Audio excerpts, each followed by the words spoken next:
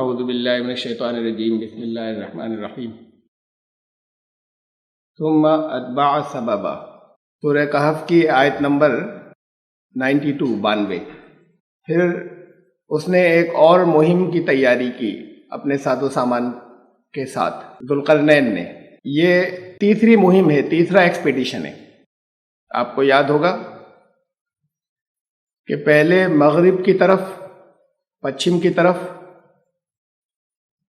اپنی سلطنت کے آخری کنارے تک سفر کیا.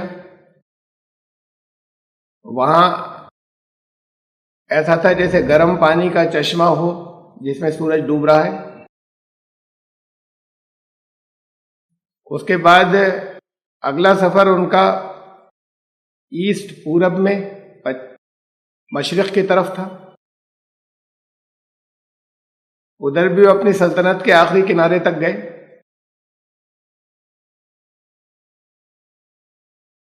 وہاں اور اس کے بعد ایک تیسرے سفر کی تیاری ہے. یہ تیسرا اور ان کا آخری سفر. حتی اذا بلغ بین السدین، یہاں تک کہ وہ پہنچے دو اوٹ یا دیواریں، اور اونچی اوٹ پہاڑ بھی ہو سکتی ہے، دو پہاڑوں کے درمیان میں ایک درے. اب یہ نہیں کہ یہاں پر کہا گیا کہ یہ کون سا رخ ہے، مشرق و مغرب جا چکے، شمال ہے یا جنوب ہے یا درمیان میں کوئی جگہ ہے. وجد من دونہما قوما لا یکودون یفقہون قولا، وہاں پر کچھ لوگ بھی تھے، ایک قوم بھی تھی اس درے کے اس طرف، اس درے سے ہٹ کر، اور وہ لینگویج نہیں سمجھ رہے تھے. کوئی بات ان کی ڈائریکٹ سمجھ میں نہیں آتی تھی، وہ زبان نہیں سمجھ رہے تھے. پھر کسی ترجمان یا انٹرپریٹر کے ذریعے بات چیت کی ہوگی. قالوا یا ذوالقرنین، انہوں نے کہا کہ اے ذوالقرنین، ان یاجوج و ماجوج مفسدون فی الارض، یہ یاجوج و ماجوج زمین میں بہت فساد مچاتے ہیں. فَهَلْ نَجْعَلُ لَكَ خَرْجًا عَلَىٰ أَن تَجْعَلَ بَيْنَنَا وَبَيْنَهُمْ سَدًّا، تو ہم آپ کو کچھ خراج دیں کہ ہمارے اور ان کے درمیان ایک آپ روک، ایک دیوار بنا دیجئے. قَالَ مَا مَكَّنِّي فِي رَبِّي خَيْرٌ، تو ذوالقرنین نے کہا کہ میرے رب نے مجھے بہت طاقت، اقتدار، استطاعت، سامرتھ دیا ہے، اور سب وہ بھلا ہے. وَأَعِينُونِي بِقُوَّةٍ، تم میری مدد لیبر سے کرو، قوت کے ساتھ کرو، مین پاور فراہم کرو، لیبر فراہم کرو، مال کی ضرورت نہیں ہے. اجعل بینکم و بینہم ردما، تو میں تمہارے اور ان کے درمیان پھر ایک بنا دوں، ایک بہت مضبوط دیوار. آتونی زبر الحدید، لوہے کی سلیں لاؤ تم میرے پاس. حتی اذا ساوا بین الصدفین، اور جب انہوں نے جو دونوں کنارے تھے اس درے کے، اس کے بیچ کو پاٹ دیا، برابر کر دیا اس کے بیچ کو لوہے کی سلوں سے. قَالَ انفُخُوا، تو انہوں نے کہا کہ اب اسے دھونکنا شروع کرو، یعنی آگ جلاؤ یہاں پر اور ہیٹ کرنا شروع کرو. حَتَّى اِذَا جَعَلَهُ نَارًا، اور جب وہ لوہے کی سلیں خود آگ ہو گئیں، بالکل آگ کی طرح، وہ ایسا تھا کہ جیسے تپ کر وہ خود آگ بن گئی اور شعلے نکل رہے ہیں. قَالَ آتُونِي أُفْرِغْ عَلَيْهِ قِطْرًا، تو پھر انہوں نے کہا کہ اب میرے پاس تم تانبا لاؤ، وہ اس کے اوپر میں انڈیل دوں.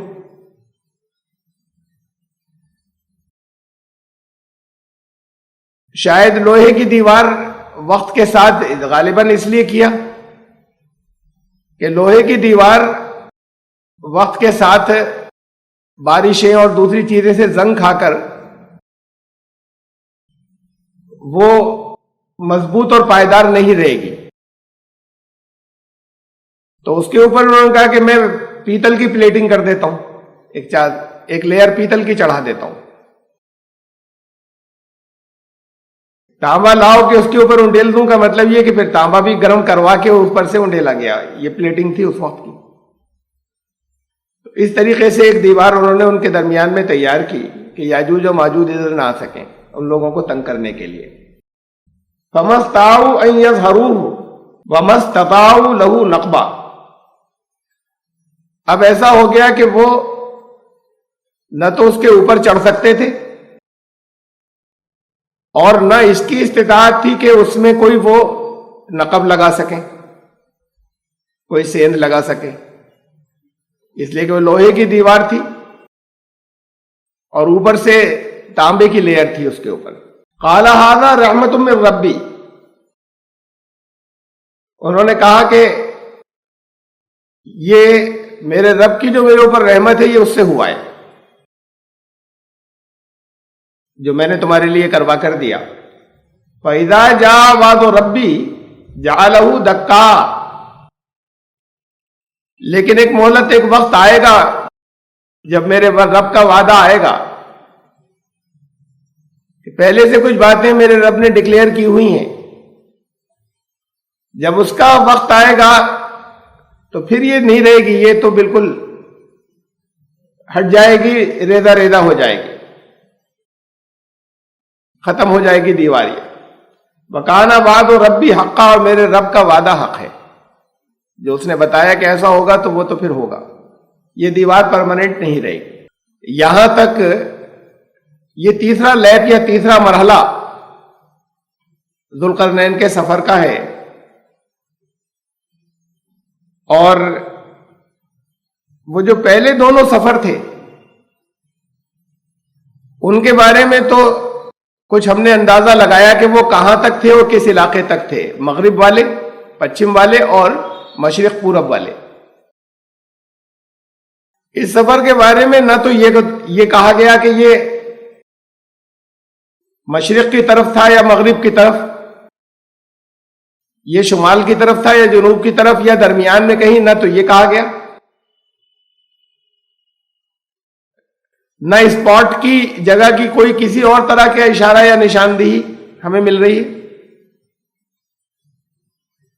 اتنی بات ہے کہ یہ بتایا کہ یاجوج اور ماجوج حملہ کرتے ہیں ادھر سے اور بڑا فساد مچاتے ہیں، بڑی تباہی مچاتے ہیں۔ تو وہاں کے رہنے والوں نے یہ درخواست کی کہ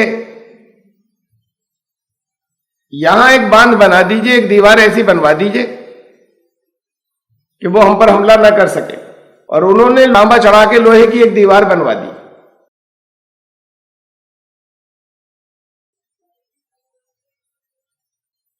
اور پھر یہ بھی کہا کہ یہ بھی نہیں رہے گی ہمیشہ،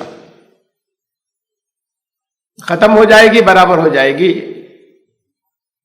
یہ میرے رب کی طرف سے طے ہے، یہ بھی تمہیں میں پہلے سے بتا رہا ہوں۔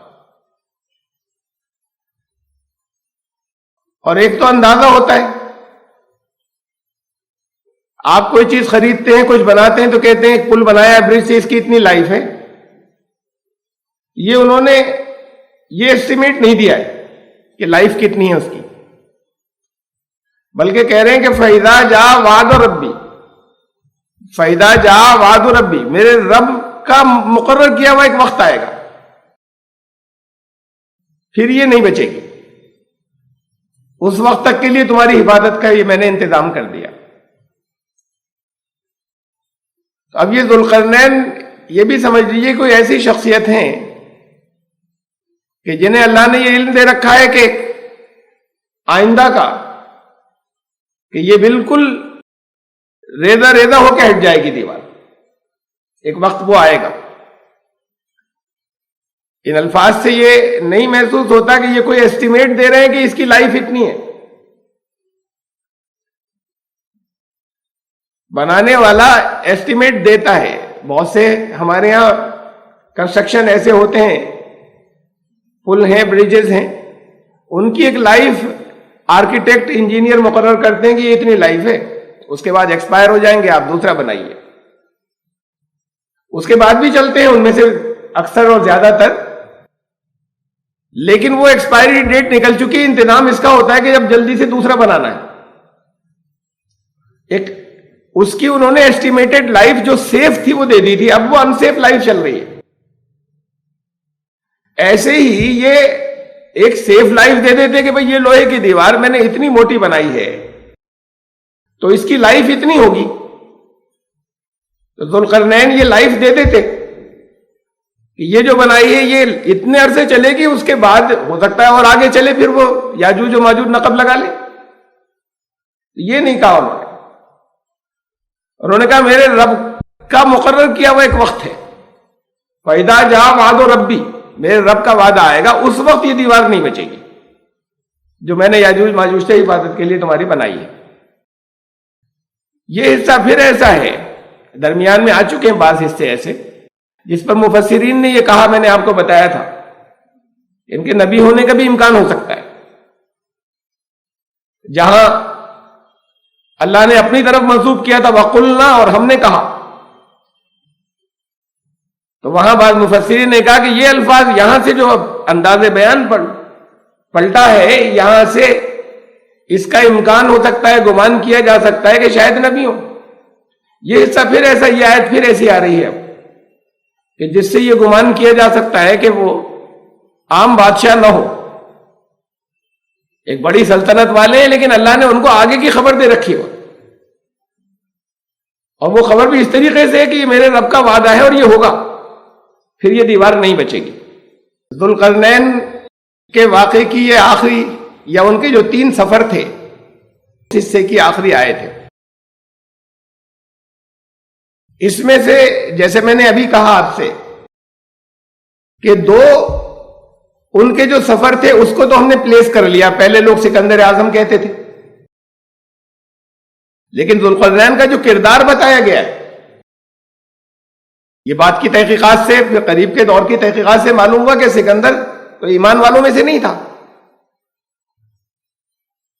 ذوالقرنین کا جو کردار ہے، جو چلا آ رہا ہے ایک عادل بادشاہ کا، اور ایسا کہ جو ہر معاملے کو اپنے رب کی طرف ریفر کرتا ہے، وہ کردار سکندر کے اوپر نہیں فٹ ہوتا تھا. تو مولانا آزاد نے یہ تحقیق سب سے پہلے تفصیل سے مولانا آزاد کے قلم سے آئی اور پوری دنیا میں تقریباً تسلیم کر لی گئی، اور دنیا کی بہت سی زبانوں میں انہوں نے جو پھر کتاب لکھی اس کے ترجمے ہوئے کہ یہ خورس یا خسرو یا سائرس، یہ الگ الگ زبانوں میں نام ہے، یا کوروش، یہ وہ بادشاہ تھا جس کا عدل، جس کا انصاف، جس کی رحم دلی مشہور ہے، جس کا بائبل میں ذکر ہے بڑی تفصیل کے ساتھ میں رحم دلی کا، جس کا تاریخ میں رحم دلی کا بڑی تفصیل کے ساتھ میں ذکر ہے، جس نے بیت المقدس کی جب اینٹ سے اینٹ بجا دی گئی تھی تو اس کو بحال کروایا. پھر اس تفصیل کو انہوں نے درمیان میں جو چیزیں گزری اس سے کو ریلیٹ کر کے کہ انہوں نے مولانا آزاد نے ایکسپلین کیا اور بات سمجھ میں آتی ہے. اس لیے کہ یہ اتنے بڑے علاقے کا بادشاہ تاریخ میں کوئی بہت نہیں گزرے کہ ہم بہت زیادہ ڈھونڈتے رہیں، اور اتنے لمبے علاقے کا بادشاہ جس کے بارے میں قرآن نے یہ بھی ذکر کیا کہ تم سے سوال ہوگا اس کا، وَيَسْأَلُونَكَ عَنِ ذِي الْقَرْنَيْنِ، یعنی لوگ جانتے بھی ہوں گے اس کی حقیقت. تو وہ کوئی ایسا نہیں جو تاریخ میں کھو گیا. اب ہمارے سامنے پھر یہ 2 ہی نام آتے ہیں، تیسرا کوئی نام آتا ہی نہیں ہے، جس میں سے سکندر کو خارج کر دیا گیا، اسے تسلیم کر لیا گیا. ان کے جو 2 سفر ہیں اس کی تفصیلات تو بہت اچھے انداز میں، بہت باریکی سے، اور درمیان میں جو ان کے کردار جو واضح ہوتا ہے وہ چیزیں تو پورے طریقے سے ان کے اوپر فٹ ہوتی ہیں، سائرس یا خسرو کے اوپر. لیکن یہ جو آخری حصہ ہے یہاں پھر مبہم ہے یا ابہام ہے یا جسے ہم کہہ لیں کہ کلیئر نہیں ہے. یہ سفر کا آخری حصہ جس میں نہ تو ڈائریکشن بتائی گئی یہ مشرق کی طرف سفر ہے یا مغرب کی طرف، پہلے دونوں سفر میں بتائی گئی. پھر ایک درے میں پہنچے، دو پہاڑوں کے درمیان میں، وہاں ایک لوہے کی دیوار بنوا دی اور اس کے اوپر پیتل کی لیئر چڑھوا دی کہ یاجوج و ماجوج حملہ نہ کر سکیں، جو بہت فساد مچاتے تھے، بڑی تباہی مچاتے تھے. اور یہ بھی کہہ دیا کہ میرے رب کی طرف سے طے ہے کہ اس دیوار کو ختم ہونا ہے، ایک مدت بھی طے ہے، وہ جب وہ وقت آئے گا تو پھر نہیں رہے گی دیوار، اس وقت تک کے لیے تمہاری حفاظت کا انتظام. آج تک اس دیوار کے کوئی آثار نہیں ملے. یہ حصہ نہیں فٹ ہوتا اور یہ حصہ مبہم ہے. ہم تاریخ میں تلاش کرتے ہیں بہت سی چیزیں، جو بہت سے ان واقعات کے آثار جو قرآن شریف نے بتائے ملتے ہیں، ہمیں آرکیولوجیکلی بھی ملتے ہیں، آثار قدیمہ والوں کی تلاش سے، اور تاریخ میں تذکروں کے حساب سے بھی ملتے ہیں. یاجوج اور ماجوج کا نام یا ذکر بائبل میں بھی آیا، گوگ اینڈ میگوگ، انگریزی بائبل کے اندر یاجوج و ماجوج. مختلف زبانوں میں الگ ہے، وہ اردو بائبل میں یاجوج و ماجوج ہی لکھتے ہیں اسے، لیکن دیوار کا ذکر نہیں ہے کہ وہ دیوار تعمیر کروا دی انہوں نے. بعض وہ چیزیں ملتی ہیں بائبل میں، میں نے آپ کو پچھلے درس میں تفصیل اس کی بتائی تھی. ذوالقرنین 2 سینگوں والا، اور وہ سینگوں کا حوالہ بھی سائرس کے لیے ملتا ہے، تو اس سے بھی اشارہ ملتا ہے کہ یہی ہوں گے، خسرو یا سائرس یا کوروش. لیکن یہ دیوار بنانے کا ذکر بہت اہم بات ہے، نہ تاریخ میں ملا، پرانی تاریخ میں ایک بڑا اہم واقعہ ہے. اور اگر تذکرہ آیا بائبل کے اندر تو وہاں تذکرہ ہوتا، وہاں بھی نہیں آ رہا ہے. پھر آرکیولوجیکلی بھی کہیں پر ہمیں نہیں مل رہا آثار ملتے. یہ اینٹ پتھر کی دیوار نہیں تھی، تانبے کی پرت اتر گئی، مان لیجئے وقت کے ساتھ میں تھن آؤٹ ہو گئی اور لوہا زنگیایا. زنگ کے لوہے کے کیواڑ بیچ میں سے سوراخ ہوئے، ادھر ادھر کے بچے ہوئے کچھ ٹکڑے. کتنی چیزیں آپ کے یہاں باقی رہتی ہیں 150-150 سال تک اور 2-2 سال تک. یہ ذوالقرنین والی دیوار نہیں مل رہی. مولانا آزاد نے لکھا کہ وہ فلاں جگہ اس کے باقی حصے اب بھی ملتے ہیں. اللہ تعالیٰ ان کی مغفرت فرمائے، انہوں نے قرآن کی بھی بہت خدمت کی، بہت قابل تھے، قابلیت دنیا مانتی ہے. لیکن جن لوگوں نے ان پر پی ایچ ڈی کی، ان میں سے ایک سے میری گفتگو بات چیت رہی، جنہوں نے زندگی کو اندر جا کے کھنگالا ان کے سارے کاموں کو. ان میں سے ایک صاحب نے مجھے بتایا کہ بعض واقعات میں وہ کچھ چیزیں اس زور بیان کے لیے اور اس کو بہت زیادہ مؤثر کرنے کے لیے یہ کر دیتے تھے کہ اس کے حوالے وہ ایسے دے دیتے تھے جو کہیں ہوتے ہی نہیں. کسی کوئی حوالہ دیا، مصر کی فلاں کتاب فلاں چھاپے خانے میں چھپی فلاں سن کے اندر، سن 1700 اتنے میں، سن 1800 اتنے میں چھپی، اور فلاں اس میں، اور پورے حوالوں کے ساتھ میں، تو بڑا اس سے ایک تاثیر ایک پیدا ہو جاتی ہے. جو کچھ وہ لکھ رہے ہیں، جو کہہ رہے ہیں، وہ حق ہے. اسے ثابت کرنے کے لیے ایک حوالہ یہ بھی دیا انہوں نے مثلا. تو انہوں نے مجھے بتایا کہ اس کی تحقیق کی گئی تو اس سالوں کے اندر ایسا کوئی پریس کبھی تھا ہی نہیں، نہ ایسی کوئی کتاب کبھی وجود میں آئی تھی جس کا انہوں نے حوالہ دے دیا. تو یہ بھی بعض جگہ ان کے قلم سے ہوا ہے. چیزوں کو زیادہ ثابت کرنے کے بہت زور کے اندر وہ کوئی ایسے پوری زندگی کے اندر چھان بین کرنے والا تو تھا نہیں اس دور میں. پھر بعد کو جو پی ایچ ڈیز ہوئیں یہ ان میں سے لوگوں کو معلوم ہوا, اور ان میں سے ایک صاحب نے مجھے بتایا کتاب کا نام لے کے کہ فلاں مثلاً یہ جو تھی وہ اس کا, ایسی کتاب کا کوئی وجود کبھی نہیں تھا, اور ایسا پریس بھی کبھی اس سال میں کبھی مصر میں نہیں تھا جس کا حوالہ دیا ہے. تو یہ حصہ ممکن ہے کہ انہوں نے چونکہ جگہ نہیں لکھی, تو یہ حصہ ممکن ہے کہ اس واقعے کو اور بالکل ان کے اوپر فٹ کرنے کے لیے انہوں نے مولانا آزاد کے قلم سے بڑھ گیا ہو کہ وہ اس کے آثار اب بھی ملتے ہیں. اتنا حصہ وہ, حالانکہ اس کا کوئی حوالہ نہیں دیا, بس لکھ دیا انہوں نے. آج کی دنیا میں گوگل ارتھ ایک ریولوشن ہے, ایک انقلاب ہے. آپ کمپیوٹر اٹھائیے, پن پوائنٹ کر کے جہاں ہمارا یہ پروگرام ہو رہا ہے اسے دیکھ لیجئے, ایکسپینڈ کرتے جائیے. رامپور آئے گا, سڑکیں آئیں گی, ہر گلی آئے گی اس کے اندر, کدھر سے کہاں مڑ کر, اور یہاں شمس نوید ہال آ گئے. یہ جگہ ہے. زمین کے چپا چپا جو ہے وہ آ گیا اس کے اندر. پھر ایسے واقعات کہ جو مذہبی اہمیت کے ہوں ان کے لیے بڑی مہمیں نکلی ہیں تلاش کے اندر, ان علاقوں کے اندر کہ جن کے بارے میں اندازے تھے وہاں کا چپا چپا چھانا گیا. کسی بستر کے نیچے, تخت کے نیچے تو ڈھونڈنا نہیں تھا, کہیں خالی جنگلوں کے اندر نہیں ڈھونڈنا تھا. یہ بھی ہے کہ 2 پہاڑوں کے بیچ کا حصہ جہاں سے کوئی قومیں آ سکتی ہیں,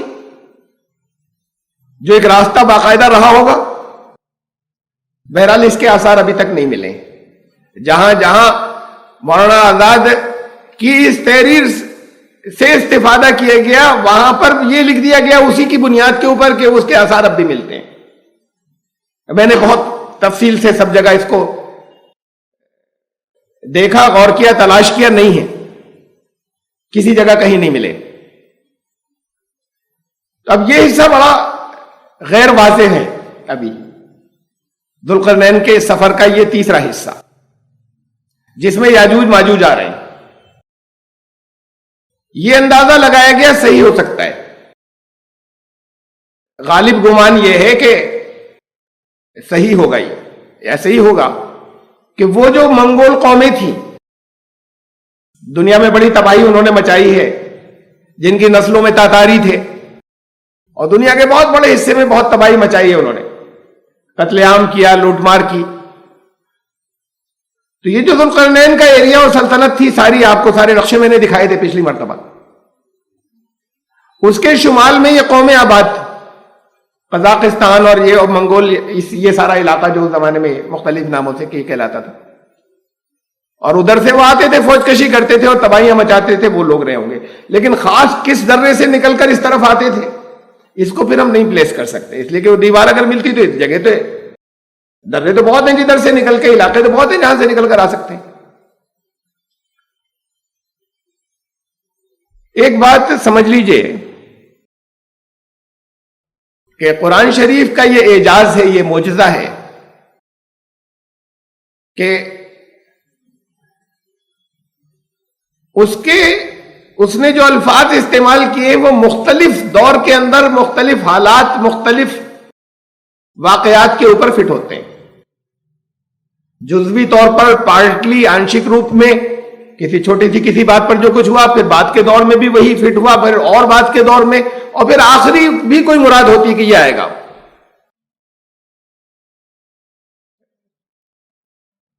میں چھوٹی سی مثال دے رہا ہوں, اس کے بہت ہیں, بہت مثالیں دی جا سکتی ہیں. قرآن ایک نام لیا کہ ابو لہب کے ہاتھ ٹوٹ گئے اور وہ نامراد ہو گیا, تبت یدا ابی لہب وتب, ما اغنی عنہ مالہ وما کسب, نہ مال کام آیا نہ کمائی کام آئی اس کے. ابو لہب رسول اللہ صلی اللہ علیہ وسلم کے سگے چچا کا لقب تھا, نام نہیں تھا. نبیوں کے علاوہ قرآن کریم نے صرف ایک شخصیت کا نام لیا ہے بس انسانوں نے, اور کسی کا نہیں لیا. سب کو لقب سے, فرعون بھی لقب ہے, ہر بادشاہ مصر کا اس دور میں فرعون کہلاتا تھا. حضرت موسیٰ کے فرعون کی داستان جگہ جگہ دیے, نام نہیں تھا یہ, صفاتی نام دیے ہیں یا لقب دیے ہیں. ابو لہب بھی اس کا نام نہیں تھا, اس کا نام یہ اس لیے پڑ گیا تھا کہ لہب کہتے ہیں آگ کے شعلے کو, یہ اس کا نام پڑا اسی لیے تھا, جیسے کہ شعلہ نکل رہا ہو, چمک رہا ہو, دہک رہی ہو آگ, تو اس کے چہرہ بڑا لال بھبو کا تھا, تو اس لیے یہ اس کا لقب پڑ گیا تھا. آپ ترجمہ کریں ابو لہب کا, یہ آیت اس دور اسی شخصیت کے اوپر آتی ہے, فٹ ہوتی ہے, لیکن وہاں بھی اس شخصیت کی بھی جب ہم بات کرتے ہیں تو پوری صورت کے اندر بیان لفظی معنوں میں نہیں, تمثیلی ہے, ایلیگوریکل. ہاتھ نہیں ٹوٹے تھے اس کے کبھی, ابو لہب کے. بیمار ہو گیا تھا ایسے جیسے جسم کے اندر کیڑے پڑ گئے ہوں, پھر اس کے بعد مر گیا. ہاتھ کبھی نہیں ٹوٹے. تبت یدا, شروع بات یہیں سے ہو رہی اس کے ہاتھ. یہ سارا بیان اس کا تمثیلی, ہاتھ ٹوٹنے کا مطلب صلاحیتیں ختم ہو گئی, طاقت ختم اب جس کے اوپر اکڑتا تھا, لفظی نہیں ہے.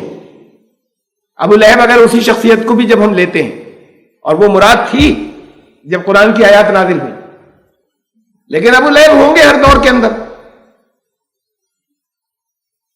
اور خالی صفات کے ساتھ ہی ایسا نہیں کیا ہے, بلکہ ابو لہب کے معنی آگ والا لفظی معنی ہو گئے, جس ٹائٹل کو قرآن نے اس کے لیا. اب جس کے اندر بھی آگ ہو, وہ چاہے غصے کی ہو, چاہے وہ حسد کی ہو, چاہے نفرت کی ہو, چاہے دشمنی کی ہو, اس کی صلاحیتیں ختم ہو جائیں گی. تو ایک انہی آیات میں سے ایک اصول دیا جو ہر دور کے لیے ایک تاریخی واقعہ بھی ہے, وہ کہ ابو لہب برباد ہو گیا. اس کی جن چیزوں کے اوپر اس کو تکیہ تھا, تکیہ کرتا تھا, جن باتوں کی بھی اکڑ تھی, وہ سب ختم ہو گئی, اور اس کی میریٹل لائف, ازدواجی زندگی بھی تباہ ہو گئی. بیوی ایسے جیسے گلے میں مونج کی رسی. یہ بھی لفظی معنوں میں نہیں ہوا, یہ بھی تمثیلی بات ہے کہ اس کے بعد پھر سسک کے زندگی گزارنے والی بات, ایک ازدواجی زندگی, میریٹل لائف, شوہر و بیوی والی زندگی, جو گھریلو خان کی زندگی, وہ بھی ختم ہو گئی, وہ بھی برباد ہو گئی.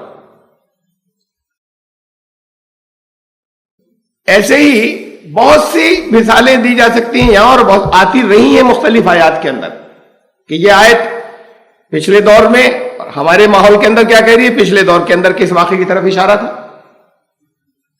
کتنی آیات ایسی ہیں جہاں نام بیت الحرام کا ہے, کعبے کا ہے, تو وہ اس سے متعلق تھی, لیکن اس کے مسائل آج کی مسجدوں کے اوپر بھی, بعض مسائل آج کی مسجدوں کے اوپر بھی اس کا اطلاق ہوتا ہے. ایسے ہی یہ یاجوج ماجوج کا واقعہ ہے. ہر دور میں یاجوج و ماجوج, اس دور کی بھی کوئی قوم, یہ منگول یا یہ لوٹ مار کرنے والے رہے ہوں گے, لیکن ایک آخری یاجوج ماجوج جن کا ذکر حدیثوں میں آتا ہے, یہ تو وہ نہیں ہے کہ جو منگول یا تاتاری ادھر سے لوٹ مار کر لیتے تھے اور انہوں نے دیوار بنا دی تھی. اور یاجوج ماجوج کا ذکر تو جب احادیث میں آتا ہے, میں حدیثیں اگلے انشاءاللہ درس میں وہ سناؤں گا آپ کو تفصیل سے, اس لیے کہ ابھی پھر مجھے اس کو شروع سے لینا ہے, ایک دوسرے رخ سے, ذوالقرنین کے پورے واقعے کو. یاجوج ماجوج تو حضرت عیسیٰ کے دور کے ہیں, صحیح حدیث میں, بخاری و مسلم میں, صحیحین میں. میں اگلی مرتبہ وہاں سے آپ کو تفصیل سے وہ حدیث سناؤں گا, براہ راست احادیث کی کتابوں سے دیکھ کر. تو پھر یہ حضرت عیسیٰ علیہ السلام کے دور سے, حضرت عیسیٰ کا پہلا دور, دیکھیے حضرت عیسیٰ کے دو دور ہیں نا, ایک وہ جب وہ اللہ کے نبی کی حیثیت سے بنی اسرائیل کے اندر نبی بنا کر بھیجے گئے, وہ تشریف لائے. ذوالقرنین کا واقعہ اس سے کئی صدی پہلے کا ہے, 3.5 سال کی ان کی نبوت کی لائف رہی, اس کے بعد اللہ نے انہیں اٹھا لیا, پھر تشریف لائیں گے. تو یہ اس دور کی بات ہے حدیث کے اندر جب حضرت عیسیٰ پھر تشریف لائیں گے اور ان کی بڑی جو تباہی مچائیں گے اور ساری دنیا کے اندر، اور کنٹرول کسی طریقے سے نہیں ہو رہا ہوگا، اور پھر اصل میں تو اللہ ہی کی رحمت سے پھر وہ حالات پیدا ہوں گے کہ پھر وہ بیماریاں ان کو لگ جائیں گی کہ ختم ہو جائیں گی، ورنہ حضرت عیسیٰ کی فوجوں کے ذریعے بھی کنٹرول میں نہیں آئے گے۔ تو پھر یہ یاجوج ماجوج کون؟ یاجوج ماجوج کو اگر ہم ان قوموں کو لیں، ذوالقرنین کو انہیں لیں ہم، کہ جو سائرس تھے یا سکندر ہی کوئی کہہ لے، پرانے مفسرین نے سکندر اعظم سمجھا تھا، اس وقت تک یہ معلوم نہیں ہوا تھا کہ اس وقت تک یہ علم میں نہیں تھا کہ یہ ایمان والا نہیں تھا یا اتنے اونچے کردار کا انسان نہیں تھا۔ اس کے بعد پھر یہ تفسیر تسلیم کر لی گئی، اور حقیقت ہے اس دور کے لیے اس کے یہی معنی ہوں گے۔ تو اس کا اطلاق ہوا ان قوموں کے اوپر جو تباہی مچاتی تھی۔ لیکن پھر بات یہ ہے کہ قرآن نے اس جگہ کم سے کم اس مقام پہ ڈائریکشن نہیں دی ہے، سمت نہیں دی ہے کہ یہ کون سا علاقہ تھا، مغرب شمال کی طرف سفر تھا یا جنوب کی طرف، جگہ کون سی تھی جہاں دیوار بنی تھی، اور دیوار مل بھی نہیں رہی ہے، بنی ہوگی جب قرآن نے بتایا تھا، لیکن وہ کوئی اتنی بڑی جگہ نہیں ہوگی جتنا ہمارے درے سے سمجھ میں آ رہا ہے، دو پہاڑوں کے درمیان میں کوئی چھوٹا سا حصہ ہوگا۔ حضرت عیسیٰ سے چند سو سال پہلے لوہے کی سلیں بھی آ جائیں، ان سے سیل کیا جائے، پھر تانبا پگھلا کر اس کے اوپر ڈالا جائے، تو یہ کوئی میلوں لمبے علاقے میں نہیں ہوگا۔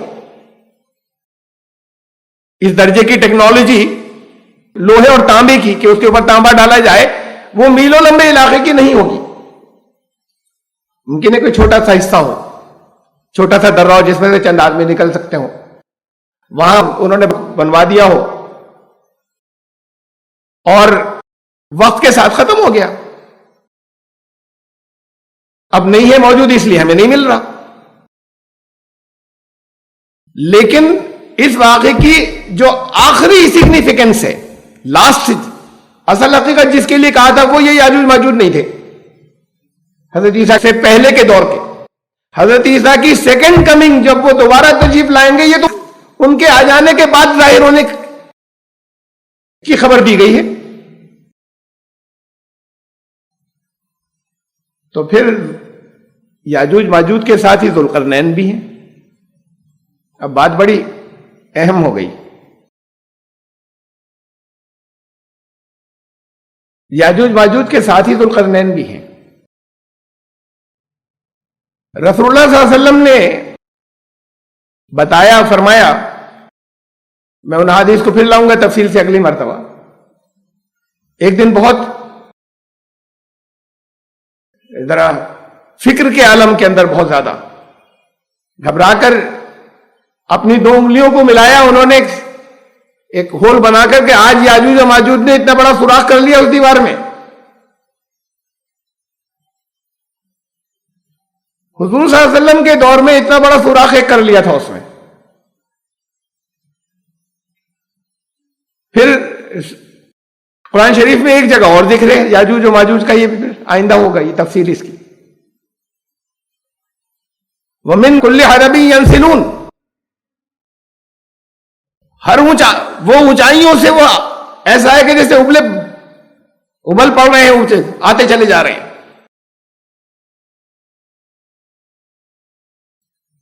اور یہ یاجوج و ماجوج جو حضرت عیسیٰ کی سیکنڈ کمنگ کے دور کے ہیں، اگر ذوالقرنین اتنی پرانی شخصیت تھے وہ سائرس بادشاہ، لیکن یہ الفاظ اس دور پر فٹ ہوتے ہیں۔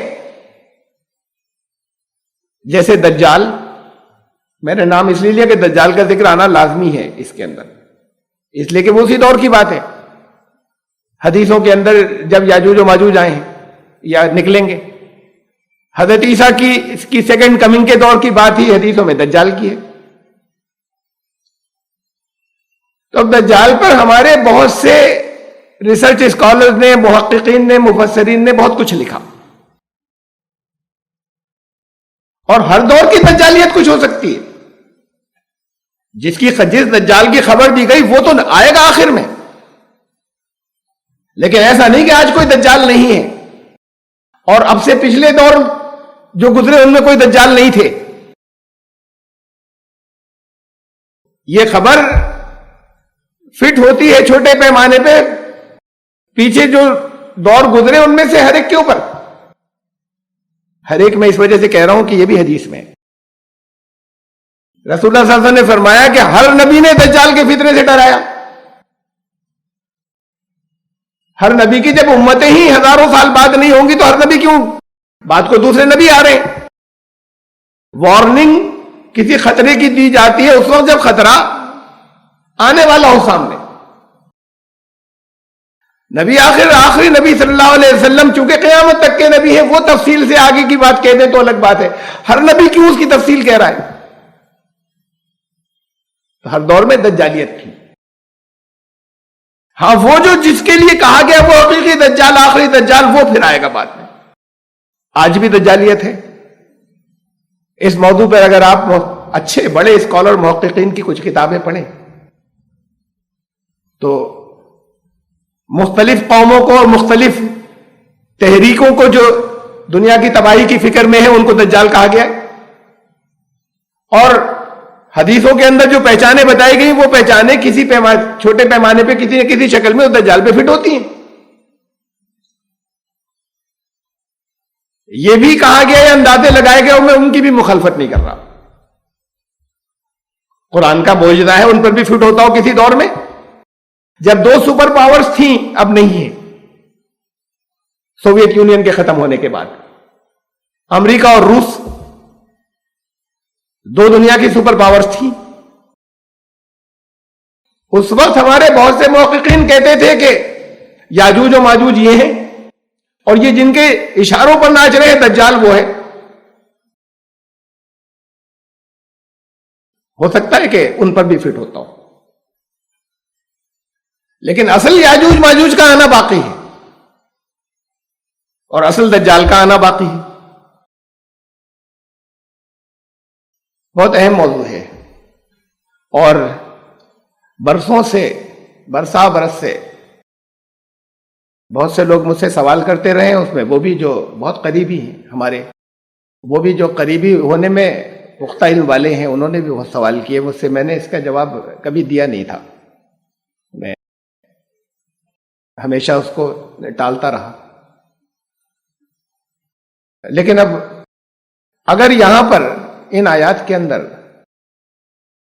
ایسا ہوتا کہ وہ مقام مل گیا ہوتا وہاں لوہے کی دیوار ہوتی تو ہم اسے اسی تاریخی کے واقعے پر فٹ کر کے میں نکل جاتا. آگے کچھ اور بیان نہیں کرتا اس وقت بھی. لیکن بات بڑی نامکمل اور تشنہ رہ جائے گی. یہ تیسرا حصہ اس تاریخ کے اندر ہمیں اس کے مل نہیں رہا ہوگا. لوہے کا دروازہ اور ختم ہو گیا ہوگا جس کے اوپر ان کو فٹ کیا جا رہا ہے. لیکن میں پھر دوبارہ توجہ دلا رہا ہوں کہ یاجوج ماجوج کا معاملہ تو بہت بات کا ہے. اس کا مطلب دیوار اب بھی موجود ہے. اگر حضرت عیسیٰ جب کبھی تشریف لائیں گے اس وقت یاجوج ماجوج نکلیں گے تو اور ایسی ہی موجود ہے. اگر اتنا بڑا سوراخ ہول یہ 2 انگلیوں کو ملانے سے جو ہول بن رہا ہے اتنا بڑا سوراخ اگر نبی کریم صلی اللہ علیہ وسلم کے دور میں کر لیا تھا تو لوہے میں بھی کر لیا ہو. کسی میٹل کے اندر اگر اتنا بڑا سوراخ کرنے میں کامیاب ہو گئے تو 1500 سال کے اندر تو ختم ہی کر دیا ہوگا انہوں نے. جب تک کسی دیوار میں سیندھ لگائے کوئی اس وقت تک تو بہت مشکل ہے جب تک وہ پہلا چوکا پہلا ہول آخر تک نہیں ہو جائے. اس کے بعد پھر مشکل نہیں ہوتی پھر وہ نکلتے چلے جاتے ہیں. وہ پہلا ہول کرنا جو ہے وہ پہلے شروع کے چوکوں کو نکالنا کسی ایک جگہ کر لیا وہاں سے پھر اتنی پریشانی نہیں ہوتی. تو اگر اتنا بڑا سوراخ جب ہو گیا تھا اور 1500 سال میں نہ صحیح کہ پوری دیوار غائب نہ ہوئی ہو تو اتنا تو ہو ہی جاتا کہ آدمی نکل آئے. آدمی کے نکلنے کے لیے تو اتنی جگہ کافی ہوتی کہ سر نکل جائے اس کا اس میں سے. تو پھر یاجوج ماجوج تو نکل پڑے ہوں گے کبھی بھی. تو حضرت عیسیٰ علیہ السلام کے دور کے بعد کی بات کیا ہے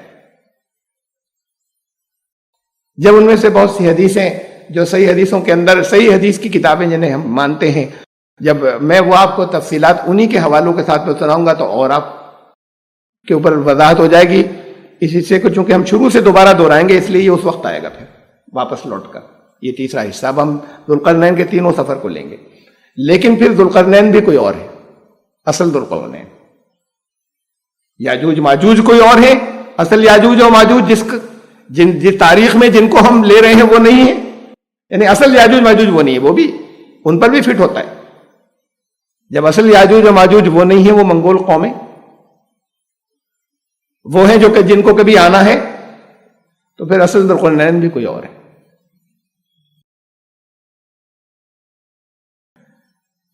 یہ چونکہ یاجوج ماجوج حضرت عیسیٰ علیہ السلام کے آنے کا دور یہ وہی ہے چونکہ جب دجال کا آنا ہے، اور دجال کے ساتھ ہی پھر مہدی کی حقیقت ہے. یہ ایک ہی ساتھ ہے، یہ دور ایک ہی ہے احادیث کے اندر.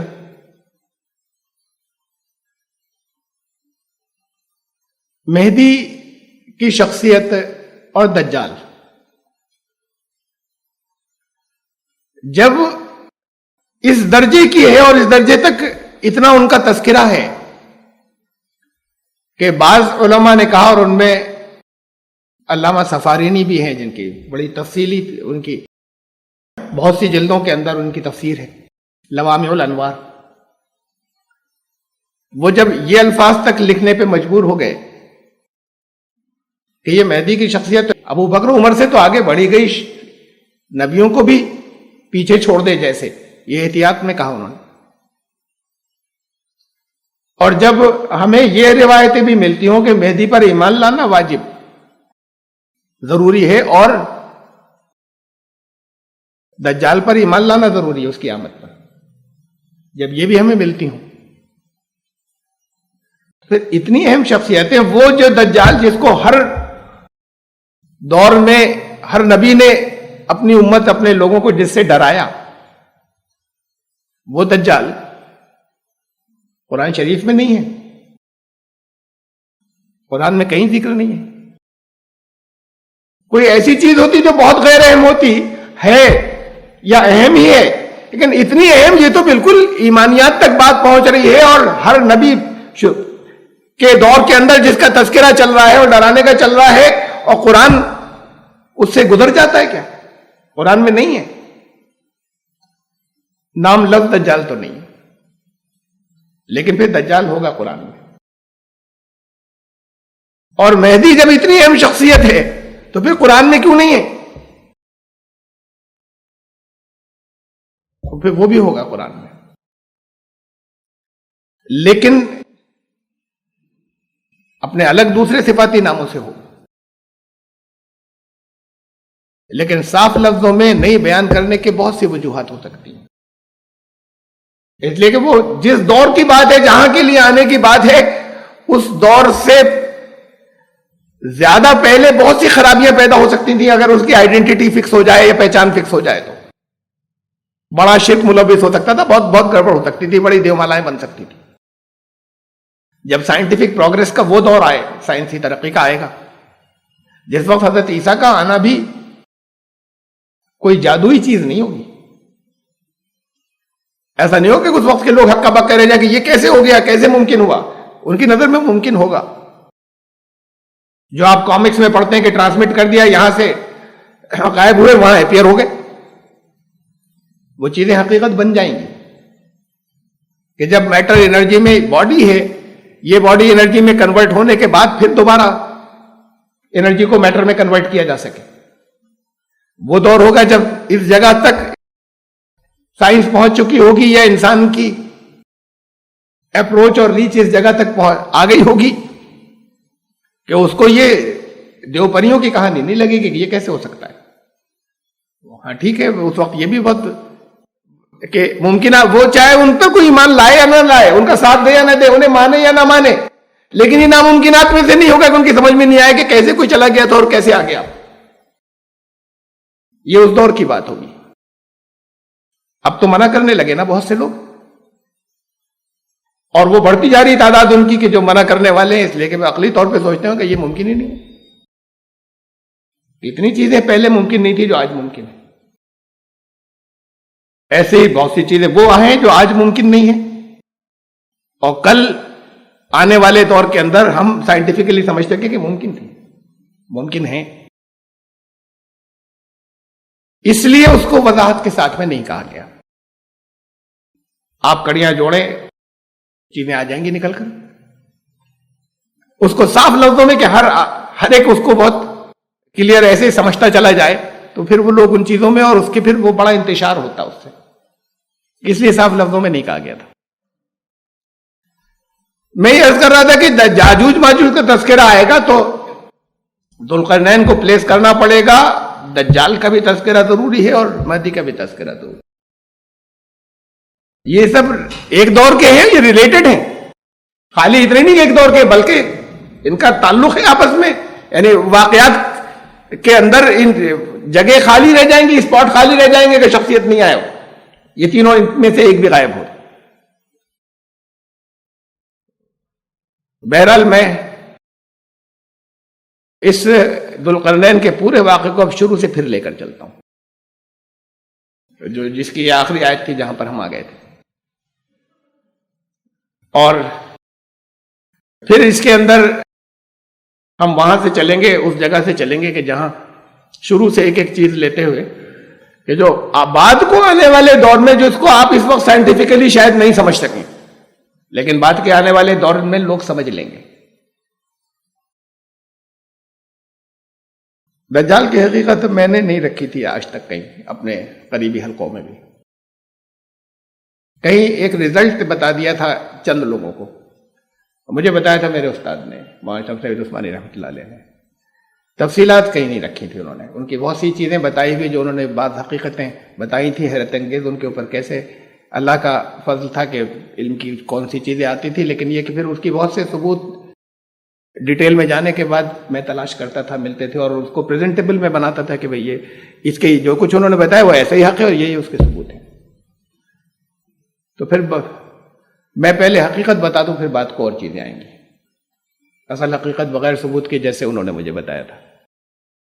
انہوں نے بتایا تھا مجھے کہ دجال شیطان کے سردار کا نام ہے، جو بھی اس دور میں ہو، چاہے وہ ابلیس ہی چلا رہا ہو اوریجنل، اور چاہے وہ اس وقت کا اپنا سردار ہو، جو پرسنیفائی ہو جائے گا، جو انسانی شکل میں نکل کھڑا ہوگا تباہی مچانے کے لیے، وہ دجال ہے. اب اس میں رسول اللہ صلی اللہ علیہ وسلم کے دور میں بھی ایک لڑکا تھا ابن سیاد، اس کے بھی حدیثوں میں بہت ذکر ہے. حضور صلی اللہ علیہ وسلم کو بہت واضح شک تھا کہ یہ دجال ہے، بہت سی حدیثیں ہیں اس پر. اس کے چھپ چھپ کر نگرانی بھی کیا حضور صلی اللہ علیہ وسلم نے. یہ ایک ہی شخصیت کے بارے میں ملتا ہے جس کی خود چھپ چھپ کر نگرانی کی، اس لیے کہ ان کو یہ گمان تھا کہ یہ دجال ہو سکتا ہے. دجال حقیقتاً اس کا مطلب یہ کہ راہ تب بھی اس دور میں تھا کوئی، وہ چاہے ابن سیاد نہ رہا ہو، اور وہ خود پرسنیفائی ہو کے یہ قدرت حاصل کر لے گا کہ پھر باقاعدہ لیڈ کرنے کے لیے انسانی شکل کے اندر سامنے آ جائے تمام دنیا کے شیطانوں کا سردار. اور پھر وہ مہدی کی مدد سے فیضان ان کا ہوگا، مارا جائے گا حضرت عیسیٰ کے ہاتھوں، ختم ہوگا حضرت عیسیٰ کے ہاتھوں. اور اس کی فوج ہے جس کے یاجوج و ماجوج یہ اور بعد تک رہیں گے، اور پھر یہ اللہ کی طرف سے ایسا عذاب آئے گا یا اس طرح کا انتظام ہوگا کہ وہ ختم ہو گیا. دجال اگر شیطانوں کا سردار ہے، اور حضرت عیسیٰ کو اصل میں مدد ملے گی، کمک ملے گی حضرت مہدی سے، تو پھر مہدی انسانوں کے سردار ہونے چاہیے. تو بہت بڑی شخصیت ہے، اور قرآن میں ذکر ہونا چاہیے. اور خالی ذکر ہی نہیں، صفات جو حدیث میں آئی وہ ساری صفات بھی، ان صفات کے ساتھ آئیڈینٹی پہچان بھی آنی چاہیے. میں پھر چل رہا ہوں شروع سے ذوالقرنین کے واقعے پر، اور یہ شاید 2-3 مرتبہ میں آج کے بعد شاید 2 دفعہ اور جائیں جس میں خرچ ہو. وَيَسْأَلُونَكَ عَنْ ذِي الْقَرْنَيْنِ یہاں سے شروع ہوا تھا آیت نمبر 83 سے 83 سے. وہ تم سے سوال کرتے ہیں، یا دوسرا ترجمہ اس کا یہ ہوتا ہے وہ تم سے سوال کریں گے، وہ تم سے سوال کریں گے ذوالقرنین کا کہ کون ہے یہ. قل سأتلو علیکم منہ ذکرا، ان سے کہو کہ اچھا میں بتاتا ہوں کون ہوں گے، میں اس کا بیان تمہارے سامنے اس کا میں تذکرہ کرتا ہوں. قرنین، قرن مانے میں نے آپ کو بتایا تھا دو میننگ ہے، سینگ اور زمانہ یا دور یا یگ، یہ دو میننگ ہے. صدی کو بھی کہتے ہیں صدیاں، قرنوں بیت گئے یہ اردو میں بھی بولتے ہیں، زمانے گزر گئے یا صدیاں گزر گئیں.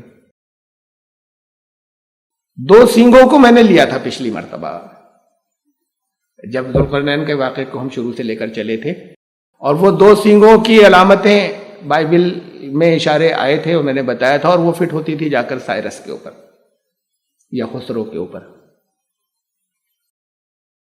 اس کے اب بھی جو کہیں مورتی یا بت لوگوں نے بات کو جو بنا لیا تھا اس میں بھی وہ سینگ لگے ہوئے، اس کے سر کے اوپر تاج بنا، تاج جو ہے اس تاج کے اندر سینگ بنائے ہوئے. اور تمثیلی طور پر سینگ اس میں کہا گیا تھا کہ سینگ سے چونکہ جیسے جانور لڑتے ہیں، کسی کو زخمی کرتے ہیں، حملہ کرتے ہیں، تو بائبل میں وہ میں نے آپ کو حوالے دکھائے تھے، تمثیلی طور پر بتایا گیا تھا کہ اس کے دو سینگ ہوں گے، ایک سینگ دوسرے سے بڑا ہوگا، اور یہ سینگ اس کے وہ تھے کہ جو ایک علاقہ اور پھر دوسرا علاقہ زیادہ بڑا جو انہوں نے فتح کیا، تو یہ ان کے اوپر فٹ ہوتا تھا. ٹھیک ہے، اس کے یہ دوسرے، اسی لفظ کے یہ دوسرے معنی، دو زمانے، دو دور والا.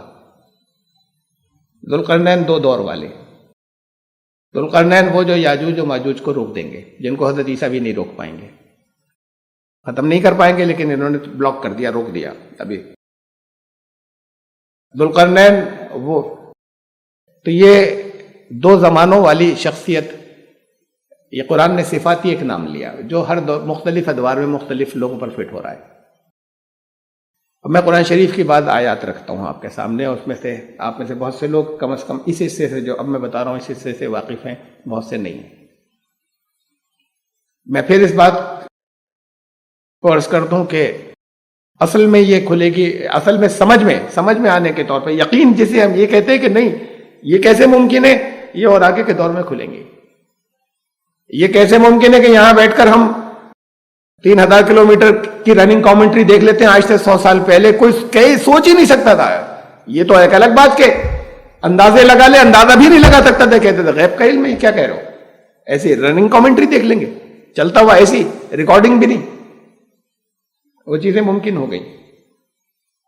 تو یہ وہ دور ہوگا جب ناممکنات لوگوں کے ذہن میں نہیں آئیں گی، جب ایپیئر ہونے کے، یعنی ایپیئر ہونے کا مطلب ان کا اس کا نہیں، بلکہ ایپیئر ان کا جب شیطانوں کا سردار ایپیئر ہوگا، یا جب حضرت عیسیٰ آئیں گے، تشریف لائیں گے. یہ دو دور کس کے آتے ہیں قرآن شریف میں، اسے دیکھیے، دو دور کی بات، اور حدیث کے اندر بھی. سورہ مائدہ، اب میں آپ کو ایک تشریح اس کی جو ہوتی ہے، محکماتی جو بیان ہوتی ہے، اس سے الگ میں اس کی ڈیٹیلز ہیں، اس میں سے جو کچھ اور باتیں نکلتی ہیں. سورہ مائدہ کی آیت نمبر 19، یا اہل الکتاب قد جاءکم رسولنا یبین لکم علی فترۃ من الرسل ان تقولوا ما جاءنا من بشیر ولا نذیر فقد جاءکم بشیر ونذیر واللہ علی کل شیء قدیر. اہل کتاب، تمہارے پاس ہمارا رسول آ گیا جو بہت کھول کر تمہیں بتاتا ہے، واضح کر دیتا ہے، علی فترۃ من الرسل، رسولوں کا سلسلہ منقطع ہو جانے کے بعد، رسولوں کا سلسلہ ٹوٹ ہوئی، فترت کہتے ہیں سلسلہ ٹوٹ جانے کو، اس کا سلسلہ ٹوٹ جانے کے بعد کہ، اور اس لیے کہ کہیں یہ نہ کہنے لگو تم کہ ہمارے پاس تو کوئی بشارت دینے والا، خوشخبری دینے والا، اور کوئی ہمیں وارننگ دینے والا، ڈرانے والا آیا ہی نہیں. فقط جاءکم بشیر و نذیر، تو اب آ گیا تمہارے پاس خوشخبری دینے والا بھی، ڈرانے والا بھی، اور اللہ ہر بات پر قادر ہے، واللہ علی کل شیء قدیر. دیکھیے یہ لفظ فترت، اس کے مختلف معنی جو مفسرین نے، مختلف ترجمہ کرنے والوں نے کیے ہیں، ہر گروہ کے، میں نے بہت ہیں، میں نے ان میں سے چند لیے جو ہر گروپ کے ہیں، مختلف گروپ کے. مولانا اشرف علی تھانوی انہوں نے لکھا کہ جب رسولوں کا سلسلہ موقوف تھا، رکا ہوا تھا. شاہ رفیع الدین صاحب نے لکھا ہے کہ پیچھے موقوف ہو جانے وہی ہوا پیغمبروں کے. نواب وحید الزماں اہل حدیث ہیں، جب رسولوں کا توڑ پڑ گیا تھا. عبداللہ حقانی، رسولوں کے بند ہو جانے پر. فطرت کے معنی، جو فطرت کا جو ترجمہ لکھا ہے سب نے. عبد الماجد دریابادی، ایسے جب رسولوں کا آنا بند تھا. فتح محمد جالندری، پیغمبروں کے آنے کا سلسلہ منقطع رہا. اب یہ تو بریکٹ میں ایک عرصے تک. طاہر القادری، پیغمبروں کی آمد کے منقطع ہونے پر، رسولوں کے انقطاع کے بعد یہ مولانا محمود الحسن، منقطع ہو گیا، بریک ہو گیا، رک گیا رسولوں کے آنے کا سلسلہ. تو یہ آیت پھر میں واپس لا رہا ہوں. تمہارے پاس ہمارا رسول آ گیا جو واضح کر کے کھول کھول کر سب کچھ بتا دیتا ہے. رسولوں کے آنے کا سلسلہ رک جانے کے بعد، علی فترۃ من الرسل، منقطع ہو جانے کے بعد پھر رسول آ گیا. الضحیٰ، وَلَلْآخِرَةُ خَيْرٌ لَكَ مِنَ الْأُولَىٰ. تو سب کو معلوم ہے کہ خطاب کس سے ہے؟ تمہارا آخرہ کا دور اولا سے بہتر ہوگا. میں دو دور کی بات آپ کے سامنے رکھ رہا ہوں. تمہارا بعد کا دور پہلے سے، اب اس کے اطلاق اس پر بھی ہوتا ہے، مدینے والی دن دور زیادہ بہتر ہوگا مکے والے سے، جو ہے یعنی پچھلی جو تشریح ہے. لیکن اولا کے بعد ایک آخرہ دور کا نام بھی آیا ہے. میں اور احادیث سے واضح کروں گا ابھی سے. بائبل ہے، یہ ہر نبی نے ڈرایا تھا، یہ ہر نبی نے پھر ان کی بھی خبر دی تھی. ہر نبی نے دجال کی بھی خبر دی تھی، ہر نبی نے مہدی کی بھی خبر دی تھی. جو الفاظ مختلف تھے وہ سب ہر ایک نے تمثیلی زبان میں دی تھی، اور دنیا کی ہر مذہبی کتاب میں ہے. کیونکہ رب الافواج یہ فرماتا ہے کہ میں تھوڑی دیر میں ایک بار پھر آسمانوں، زمین، سمندر اور خشکی کو ہلاؤں گا. پوری دنیا میں اتھل پتھل ہوگی جب، اور سب قوموں کی مرغوب اشیاء آئیں گی، اور میں اس گھر کو جلال سے بھر دوں گا. رب الافواج فرماتا ہے چاندی میری ہے، سونا میرا ہے، یعنی یہ دولت ساری نکل پڑے گی. رب الافواج فرماتا ہے اس پچھلے گھر کی شان پہلے گھر سے زیادہ ہوگی. وَلَلْآخِرَةُ خَيْرٌ لَكَ مِنَ الْأُولَىٰ. جب پوری دنیا کے اندر ہنگامہ ہوگا اس وقت دولت اور طاقت کے ساتھ آئے گا، اور اس کے پچھلے گھر کی شان پہلے گھر سے زیادہ ہوگی. رب الافواج فرماتا ہے، اور میں اس میں سلامتی بخشوں گا. رب الافواج فرماتا ہے.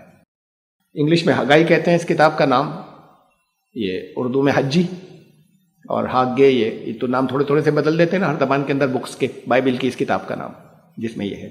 ایک بات کی پہلے سے وضاحت ذہنوں کے اندر انتشار نہیں رہے آپ کے، کہیں لوگ غلط سمجھ لیتے. میں یہ نہیں کہہ رہا کہ تناسخ کو رسول اللہ صلی اللہ علیہ وسلم پھر دوبارہ دنیا کے اندر ایسے تشریف لائیں گے کہ جیسے موت کے بعد کوئی آ جائے. میں یہ نہیں کہہ رہا. ان کا انتقال ہوا، ان کی موت ہوئی. قرآن کہتا ہے انک میت، تمہیں موت آئے گی، اور اس کے بعد پھر دوبارہ کسی کی واپسی نہیں ہوتی. اس جسم کے اس بشری پیکر کے اندر جب ایک دفعہ یہ ختم ہو جاتا ہے، جب ایک دفعہ اس سے سلسلہ، جب روح کا منقطع ہو گیا. لیکن فرعون بھی زندہ ہے، سزا پا رہا ہے. آل فرعون سزا پا رہے ہیں. قرآن کہہ رہا ہے قیامت میں سخت ترین پائیں گے. اس وقت صبح شام آگ پر پیش کیا جاتا ہے. تو سارے برے لوگ بھی زندہ ہیں، جسم ختم ہو گئے ان کے. وہ اپنی برزخی حیات میں، اپنے برزخی یعنی برزخی کہہ لیں ہم، یہ انٹرمیڈیٹ بیچ میں، جو آخر میں پھر آنے سے پہلے اس وقت جو بھی جس طرح کی بھی ان کے جسم ان کے ساتھ زندہ ہیں، لیکن وہ مادی جسم نہیں ہے، ہمیں نظر نہیں آتے. تو وہ ہے تو سارے نیک لوگ، اور پھر نبی، اور پھر نبیوں کے اندر محمد رسول اللہ صلی اللہ علیہ وسلم. تو جہاں تک زندگی کا سوال ہے تو سب زندہ ہے. موت کا مطلب ہے ایک زندگی سے دوسری زندگی میں منتقل ہو گئے، ٹرانسفر ہو گیا. زندگی ختم نہیں ہوئی، ایک زندگی سے ایک لائف سے دوسری لائف میں ٹرانسفر ہوا. تو میں یہ غلط فہمی نہیں ہو جائے، بیچ میں کہیں تشویش ہو اس بات کو. چاہے آپ کو جو کچھ میں ثبوتوں کے ساتھ میں رکھ رہا ہوں، جنہوں نے پہلی بار سنا چاہے ان کی سمجھ میں نہ آئے، یا لیکن اسے یہ مت سمجھیے گا کہ کہیں غلط فہمی ہو سکتی ہے کہ میں یہ کہہ رہا ہوں کہ تناسخ کے سب جیسے آواگمن ہوتا ہے کہ پھر آ گئی دوسرے دور کی میں بات کر رہا ہوں. یہ روحانی واپسی ہے، مادی نہیں. اس جسم کے ساتھ یہاں دنیا میں دوبارہ آنے کی بات نہیں ہو رہی. دو دور کی جو بات ہو رہی ہے، یہ دو دور قرآن شریف میں بہت، ایک دو نہیں، بلا مبالغہ سینکڑوں آیات کے اندر حضور صلی اللہ علیہ وسلم کے. میں اس میں سے چند آپ کے سامنے پھر رکھ رہا ہوں. ان الذی فرض علیک القرآن، سورہ قصص کی آیت ہے، آیت نمبر 85 جس نے آپ کے اوپر قرآن کو فرض کیا. لوعدک، وہ لازماً آپ کو لوٹائے گا. الی معاد،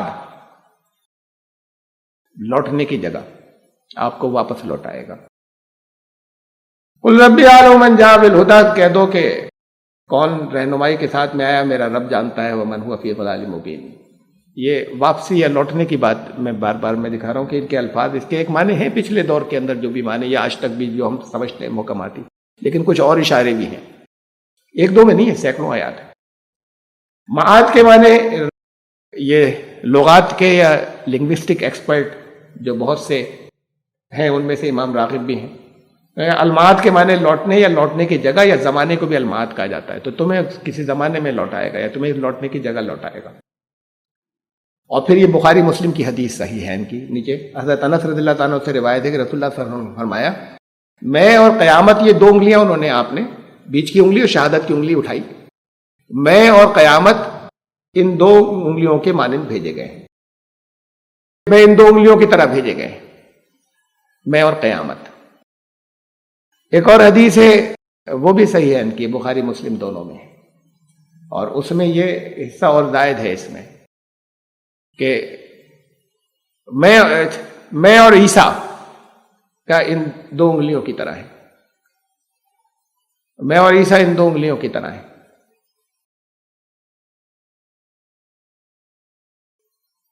اور اس حدیث میں یہ بھی ہے ساتھ میں کہ رسول اللہ صلی اللہ علیہ وسلم نے فرمایا کہ تمام نبیوں کا باپ ایک ہے، مائیں الگ الگ ہیں. اور اس کے ساتھ پھر یہ کہا، اور میں اور عیسیٰ ان دو انگلیوں کی طرح ہے. کیا ریلیشن شپ ہے ایک ہی بات کے اندر. ان کی اوریجنل حقیقت ایک ہے. دنیا میں تو باپ بھی الگ الگ تھے، یہ دنیا کی بات ہی نہیں ہو رہی تھی، یہاں دنیا کے مادی جسم کی. اور حضرت عیسیٰ کے ساتھ جو بار بار آ رہا ہے کہ میں، ایک تو فرمایا قیامت کے قریب ہوں، اور دوسرا ایک تو اس کے معنی جیسے سمجھے گئے وہ اپنی جگہ ہے کہ حضور صلی اللہ علیہ وسلم سے قیامت تک درمیان میں نبی نہیں ہوگا. لیکن یہ دو انگلیاں بہت زیادہ قریب ہونے کی طرف جاتی ہیں جب ایسے کہا جاتا ہے کہ اس کی مانند ہے.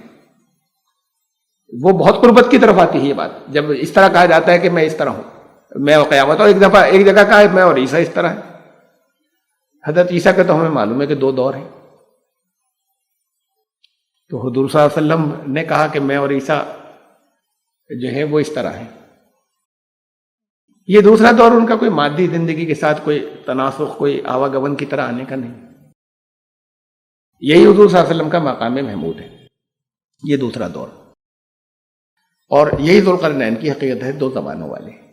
میں اور آپ کو حوالے دے رہا ہوں بالکل صاف لفظوں کے اندر جہاں آئے گی، پھر وہاں سے آپ کو. اور پہلے اس آیت کو دیکھیے، سورہ آل عمران. وَإِذْ أَخَذَ اللَّهُ مِيثَاقَ النَّبِيِّينَ لَمَا آتَيْتُكُم مِّن كِتَابٍ وَحِكْمَةٍ، جب اللہ نے نبیوں سے، سب نبیوں سے میثاق لیا، عہد لیا، کووننٹ، پکا عہد. لَمَا آتَيْتُكُم مِّن كِتَابٍ وَحِكْمَةٍ، جب کتاب اور حکمت میں سے تمہارے پاس کچھ آئے. ثُمَّ جَاءَكُمْ رسول، پھر ایک رسول آئے گا آخر میں. مُصَدِّقٌ لِّمَا مَعَكُمْ، تمہارے پاس جو کچھ ہے اس کی تصدیق کرتا ہوا آئے گا. یہاں تک تو ٹھیک ہے، کوئی کسی طرح کی کوئی ایسی چیز نہیں آ رہی کہ جس میں ہمیں جو ہم پہلے سے سمجھتے تھے اس پر غور کرنے کی نظر ثانی کی ضرورت محسوس ہو. اس کے بعد وہ جب آ جائے وہ رسول تمہارے پاس، تمہاری پچھلے کی تصدیق کرتا ہوا، لَتُؤْمِنُنَّ بِهِ، تم سب کو اس پر ایمان لانا ہوگا. سارے نبیوں سے عہد لیا تھا، اب سب کے بعد تشریف لائے تو سب نبیوں کو ایمان لانا ہوگا، لازماً ایمان لانا ہوگا. لَتُؤْمِنُنَّ بِهِ، تمہیں لازماً اس پر ایمان لانا ہوگا. کیسے ایمان لائیں گے؟ ہم کہہ سکتے ہیں سب زندہ ہیں، سب حیات ہیں، ایمان لے آئے ہوں گے، ٹھیک ہے. وَلَتَنْصُرُنَّهُ، تم سب کو لازماً اس کی نصرت بھی کرنی ہوگی. اب نصرت بھی آ رہی ہے اس رسول کی. گزر چکے سارے رسول، تم سب کو لازماً اس کی نصرت بھی کرنی ہوگی، خالی ایمان لانے کی بات نہیں ہو رہی. تو وہ اپنی ان برزخی جسموں کے ساتھ نصرت بھی انہوں نے، جب اللہ نے عہد لیا تھا تو کی ہوگی انہوں نے، یا کر رہے ہوں گے. تو نصرت جن کی کر رہے ہوں گے وہ کچھ کام بھی تو کر رہے ہوں گے. نصرت کس کام میں؟ کوئی خود کچھ کرتا ہے تو پھر دوسرا اس کی مدد کرتا ہے. یعنی آگے لیڈر ہے، دوسرے تو مدد کر رہے ہیں، اصل تو کرنے والا کوئی اور ہے. تو اصل کرنے والے کہا وہ جو آئے گا آخر پھر تم سب کو اس پہ ایمان دلانا ہے, نصرت بھی کرنی ہوگی. بعض مفسرین نے کہا, مثلا مولانا مودودی نے یہ کہا کہ ہر نبی اپنی قوم کا نمائندہ ہوتا ہے, ریپرزنٹیٹو, پرتیندھی. اس کا مطلب یہ تھا کہ اب یہ آ گیا, اللہ نے ہمیں بتا دیا, تو اس کا مطلب ہر قوم کی یہ ذمہ داری تھی کہ ان کے پرتیندھیوں نے جو عہد کیا تھا اس عہد کو پورا کریں. تو یہ عہد کا مطلب یہ تھا کہ ہر نبی کی قوم نمائندے سے عہد لے لیا گیا, ذمہ داری سب کی ہوگی, چاہے پورا کر رہے ہیں یا نہیں کر رہے ہیں, کہ ہر قوم کو مدد کرنی ہوگی. اس ایکسپلینیشن میں دو کمیاں ہیں, دو اشکال ہیں. نمبر ایک تو یہ کہ ہر نبی سے لیا گیا تھا نا عہد, کچھ نبیوں سے نہیں لیا گیا تھا. ایسا نہیں کہ کچھ سے لیا گیا ہو, ہر ایک سے لیا گیا. جب ہر ایک سے یہ عہد لیا گیا تو ہر ایک کی امت, اگر تھا وہ امتوں کے لیے عہد لے لیا گیا تھا نبی سے, نمائندے سے, تو ہر امت تو موجود ہی نہیں رہے. آج کتنے ہی نبی ہیں جن کی امتیں ختم ہو گئی, فنا ہو گئی, ہے ہی نہیں موجود. تو یہ ایک فضول بات ہو گئی کہ ان کے نمائندے سے عہد لیا گیا تھا کہ امتوں کو مدد کرنی. ان امتوں کو اللہ کو معلوم ہے کہ نہیں رہنا تھا, تو صرف ان نبیوں سے لیتے عہد جن کی امتیں موجود ہوں گی حضور صلی اللہ علیہ وسلم کے دور تک. عہد تو صرف ان سے لیتے, تو پھر ایک بار فضول سی ایکسرسائز ہو گئی کہ سب سے عہد لے رہے ہیں, حالانکہ ان میں سے زیادہ تر کی امتیں ہی موجود نہیں ہوں گی. تو امتوں کے نمائندگی کی بات نہیں تھی کہ امت کو مدد کرنی ہوگی, نبیوں سے کہا گیا تھا, نمائندے کی حیثیت سے نہیں کہا گیا تھا. ایک دوسری بات, عہد تو اور بھی لیے گئے, قرآن میں ذکر ہے. قرآن نے کہا کہ تمام نسل کو نکالا گیا آدم کی نسل کی پیٹھوں میں سے, اور اللہ نے ہر ایک کو سب کو ان کے نفسوں پہ گواہ کر کے کہا الستو بربکم, کیا میں ہی تمہارا رب نہیں ہوں؟ قالو بلا, سب نے کہا ہاں آپ ہی ہمارے رب ہیں. سب نے اقرار کیا. یہ تو دنیا کے سارے جتنے لوگ دنیا میں آنے ہیں سب نے کیا نا اقرار, نمائندوں سے کرا لیا جاتا. یہ سب پر بائنڈنگ ہو گیا, سب پر اب وہ عہد جو ہے وہ سب کے لیے پابندی ہو گئی, نمائندے نے کر لیا تھا عہد. بھئی یاد تو ہر ایک کو اپنا عہد ہے نہیں. اب اللہ نے بتایا, ایسے ہی اللہ بتا دیتا کہ تمہارے نمائندوں سے عہد لیا گیا تھا, تم سب کو کرنا ہوگا. تو جس کو کرنا ہے عہد اس سے لیا جاتا ہے. نمائندہ کافی نہیں تھا, ورنہ وہ بھی صرف نبیوں سے لے لیا جاتا, تمام نبیوں سے, اور پھر سب پر وہ لاگو ہو جاتا. اگر ہر انسان کو اس کا عہد کرنا تھا کہ میں ہی تمہارا رب نہیں ہوں, تو ہر ایک سے لیا گیا تھا.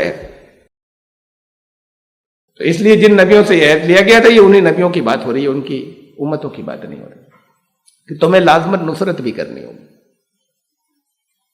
جو ایکسپلینیشن انہوں نے دیا وہ ایکسپلینیشن ناکافی ہے, یا وہ تسلی بخش نہیں ہے. یہ نبیوں کی بات ہو رہی ہے, اور نبیوں کی بات, نبیوں کی موجودگی کو احادیث میں اور بہت سی ملتی ہیں نا مثالیں ہمیں. رسول اللہ صلی اللہ علیہ وسلم نے حضرت عیسیٰ کے بارے میں بتایا کہ یہ گزر رہے ہیں, یہ حلیہ ہے. حضرت موسیٰ کے بارے میں بتایا یہ گزر رہے ہیں, یہ حلیہ ہے. ابلیس کے بارے میں بتایا کہ یہ گزر رہا ہے اور یہ حلیہ ہے. تو یہ نبی یہاں کیا کر رہے تھے, چوتھے آسمان سے آ کر, اور اس آسمان سے اس آسمان سے آ کے. یہ سب میں صحیح حدیث کی بات کہہ رہا ہوں, زوائد کی نہیں, صحاح کی. تو یہ نبی رسول اللہ صلی اللہ علیہ وسلم نے دیکھ, اللہ نے جن کاموں پہ بھی لگایا کام لے, اللہ نے کام لیا ہوا کچھ اپنے کر, جو کچھ بھی اللہ جانتا ہے کہ کیا کر رہے ہیں, یہ کس وجہ سے ہیں. یہ سب نصرت کرنے والے ہیں. اسے حزب اللہ کا ہے اللہ نے قرآن شریف میں دوسرے مقامات پہ, اللہ کا لشکر. وَلَقَدْ سَبَقَتْ كَلِمَتُنَا, ہماری یہ بات, ہمارا کلمہ یہ طے ہو گیا, فائنل ہو گیا. لِعِبَادِنَا الْمُرْسَلِينَ, ہمارے رسول بندوں کے لیے. إِنَّهُمْ لَهُمُ الْمَنْصُورُونَ, ان سب کی نصرت ہوگی, سب کی. وَإِنَّ جُنْدَنَا لَهُمُ الْغَالِبُونَ, اور ہمارا ہی لشکر غالب ہوگا. یہ اللہ کا لشکر ہے. اور سب کی تو نصرت نہیں ہوئی یہاں دنیا کے اندر, یہ کس وقت کے لیے تھا. یہ جو اللہ کے وہ ہمیں نہیں نظر آتے, یہ ہم سے رابطہ نہیں ہے, یہ آپ سے رابطہ نہیں ہے, یا ان چیزوں میں, مادی چیزوں میں دخل نہیں دیتے, یا ان کی کیا پاور ہے, اللہ نے کیا چیزیں دی ہیں, کس شکل میں یہ چلا آ رہا ہے. ازل سے تا امروز ستیزہ کار رہا ہے. اقبال نے کہا ستیزہ کار رہا ہے ازل سے تا امروز, آج تک. ازل سے, فرام ٹائم इमेमोरियल इटर्निटी, शुरू से आज तक कॉन्फ्लिक्ट चली आ रही है, ये यहाँ की थोड़ी शुरू हुई है। चराग मुस्तफवी से शरार बू लहबी, ये इब्लीस और मुस्तफ़ा की टक्कर, ये है मेल एक सरदार, ये है एक सरदार हुआ। फिर देखिए बाइबल, मैं अपने रसूल को भेजूंगा, वो मेरे आगे राह दुरुस्त करेगा। और जिस खुदावन का मतलब खुदा नहीं है, या बाइबल में ये जो खुदावन तर्जुमा करते हैं ना, खुदा के लिए तो खुदा ही करते हैं, और ये खुदावन जहां लिखते हैं उससे मतलब होता है वो खुदा के बाद जो ऑल सबसे ज्यादा, खुदा से सबसे ज्यादा जो नजदीक, खुदा के बाद सबसे बड़ा। तो राह दुरुस्त करेगा वो रसूल, और जिस खुदावन के तुम तालिब हो नागहां अपने हैकल में आ मौजूद होगा, जिसकी तुम्हें बहुत चाहत है, वो अचानक अपने माबद या अपनी इबादतगाह में आ जाएगा। हाँ, अहद का रसूल, रसूल मीसाक, अहद का रसूल, जिसके तुम आरज़ूमंद हो आएगा, ये लश्करों का मालिक फरमाता है। और ये वो किताब है बाइबल की आखिरी, लास्ट बुक है, the revelations of Saint John, English में इसका नाम है, मुकाशिफात यूहन्ना उर्दू में लिखते हैं उसे। और ये वो किताब है जिसमें याजूज माजूज का जिक्र है, पूरी एक एक लफ्ज तमसीली है उसका, जैसे रोया की बातें हैं जिसकी कुछ ताबीर होती है। फिर मैंने आसमान को खुला हुआ देखा, और क्या देखता हूं कि एक सफेद घोड़ा है और उस पर एक सवार है जो सच्चा और बरहक, अल्फाज पे गौर कीजिएगा, सादिक और अमीन, जो सच्चा और बरहक कहलाता है, और वो रास्ते के साथ इंसाफ करता और लड़ता है, और उसकी आंखें आग के शोले हैं, और उसके सर पर बहुत से ताज हैं। ये सब तमसीली दबान है, पावर और उनको बुरों को हलाक करने वाला, और उसके सर पर बहुत, उसकी पेशानी पर उसका नाम भी लिखा हुआ है जिसे उसके सिवा कोई और नहीं जानता। ये सब तमसीली दबान है, नाम लिखा होना, और ये भी है साथ में जैसे कोई और नहीं जानता, यानी ये नाम कुछ और है उस नाम से अलग। ये वेद को देखें, जिस अग्नि का व्यापक रूप, लामतनाही रूप कभी खत्म नहीं होता, उसे तनून पात, बगैर बदन वाली रूह, यह हकीकत अहमदी है दुनिया में आने से पहले के। जब जमीन पर उनका ज़हूर होता है तो वो आसुर यानी बाद में आने वाले और नाराशन यानी मोहम्मद कहलाते हैं। और जब तीसरे मरहले में अपना नूर फजाओं में फैलाते हैं, जब अंतरिक्ष में अपना तेज फैलाते हैं, तब मातरेशवा यानी नजरों से उजल होते हैं, तो कोई मादी जिस्म के साथ में नहीं होते, और अपने इस ज़हूर में हवा की तरह होते हैं। ऋग्वेद 3:29-11 मंडल 3, सूक्त नंबर 29 और मंत्र नंबर 11। और देखिए, अग्नि का पहला जन्म आलम बाला में हुआ, स्वर्ग लोक में हुआ। उनका दूसरा जन्म हम इंसानों के बीच हुआ, तब वो जात वेद, वेद माने इल्म, आलिम, जात पैदाइश से उम्मी कहलाए। उनका तीसरा जन्म फिर अंतरिक्ष में हुआ, जहां वो अपना नूर बिखेरते हैं। ये वेद कह रहे हैं, वो बाइबल कह रही थी। और फिर मैं वापस आपको इन चीज़, हज़रत अबू हुरैरा रिवायत फरमाया कि अव्वल और आखिर में मैं ईसा इब्न मरियम से सबसे ज़्यादा करीब और मुताल्लिक़ हूँ, वो हदीस जिसका मैंने अभी जिक्र किया था। हज़रत ईसा के 2 दौर। हज़रत इब्न अब्बास से रिवायत है कि आप सल्लल्लाहु अलैहि वसल्लम को इख्तियार दिया गया कि आप बादशाहत वाली नबूवत चाहते हैं या बंदगी वाली। ये सिर्फ मैंने एक रिवायत ली है रवायत में से बस, बाकी सब सिहा की है, तबरानी की है ये, लेकिन बहुत मशहूर है और किसी को कोई इस पर कभी इख्तिलाफ नहीं किया गया। हज़रत जिब्रील के जरिए सवाल किया गया कि आप बादशाहत वाली नबूवत चाहते हैं या बंदगी वाली। रसूलुल्लाह सल्लल्लाहु अलैहि वसल्लम ने सवालिया अंदाज में हज़रत जिब्रील की तरफ देखा कि मुझे क्या जवाब देना चाहिए। उन्होंने सर झुका दिया। ये इशारा था, एक ज़ुमानी बात है, डबल मीनिंग। सर झुका दिया का मतलब नहीं दे रहे जवाब, आपको तय करना है अल्लाह ने, मैं कैसे उसमें दखल दूँ, इख्तियार जो दिया गया है। और सर झुकाने का मतलब ये भी है कि वो इशारा दिया उन्होंने, क्या सर झुकाने वाली ले लीजिए। बहरहाल तवाज़ो अख्तियार करने का इशारा दिया तो रसूलुल्लाह सल्लल्लाहु अलैहि वसल्लम ने 3 मरतबा फरमाया, नहीं, मैं बंदगी वाली नबूवत चाहता हूँ। बंदगी वाली नबूवत को बाई चॉइस लिया।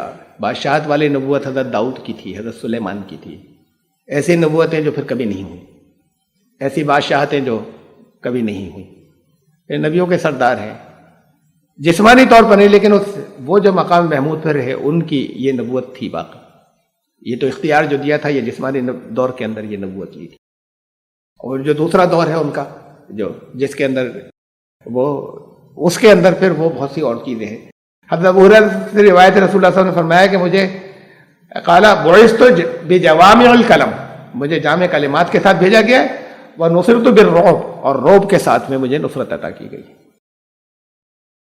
یہ روح المعانی میں نے صرف پیج کا عکس دیا ہے اس وجہ سے کہ میں نے وہاں سے لیا ہے، میرے پاس ہے تفسیر مقام محمود پہ جہاں پہ اس کے اندر بحث کی گئی ہے سورہ بنی اسرائیل کے اندر، یہ اس کا عکس ہے جن الفاظ کا میں نے آگے ترجمہ دیا ہے۔ وَأَخْرَجَ النِّسَاءِ وَالْحَاكِمُ وَالصَّحَاحُ وَجَمَاعَةٌ عَنْ حُذَيْفَةَ رضی اللہ تعالیٰ عنہ قال وَيَجْمَعُ النَّاسُ فِي صَعِيدٍ وَاحِدٍ بِسَمْعِهِمُ الدَّاعِي وَيَنْفِذُهُمُ الْبَصَرُ۔ میں آپ ترجمہ دیکھ لیں۔ نسائی، حاکم اور دیگر نے یہ حدیث نقل کی ہے، حاکم نے اسے صحیح قرار دیا ہے کہ بروایت حضرت حذیفہ تمام انسان، یہ اہم ترین حصہ ہے اس کا، ابھی تک میں جو کچھ کہہ رہا تھا کہ تمام انسان ایک ہی میدان میں اکٹھے کیے جائیں گے، ننگے پاؤں اور برہنہ جیسا کہ وہ پیدا کیے گئے تھے، کوئی اس اجازت کے بغیر بول نہیں سکے گا۔